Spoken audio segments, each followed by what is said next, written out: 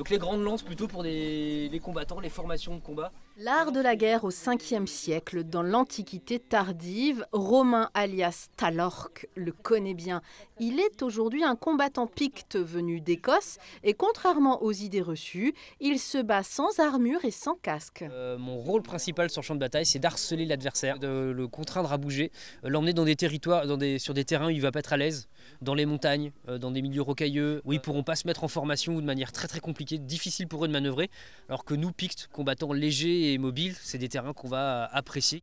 En ce beau week-end de printemps, plusieurs associations de reconstitution historique ont installé leur campement dans les jardins du manoir de la Cour à Asnières-sur-Vègre. La période qu'on représente, c'est la période du roi Arthur.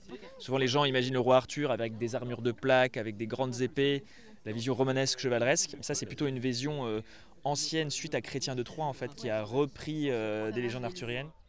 Le thème principal des animations, les méthodes de combat et les accessoires qui vont avec. Durant le haut Moyen-Âge et longtemps après, les combattants ne sont munis que de boucliers et de lances. Le casque est réservé aux plus riches. En plus, on a un cimier avec une crête. Ici, c'est des plumes. Parfois, c'est du crin. Donc ça fait un peu référence au casque qu'on trouvait à l'Antiquité, notamment chez les Grecs, chez les Romains. Des accessoires qui donnent lieu à un jeu que le petit Anaël, 7 ans, apprécie particulièrement, comme le lion sur son blason. Oui, j'aimerais avoir un arc qui soit ou avec une épée et un bouclier. Le manoir de la Cour, construit au XIIIe siècle, le lieu idéal pour ce type de reconstitution médiévale, organisée au moins une fois par mois dans le cadre de sa programmation culturelle, jusqu'en octobre prochain.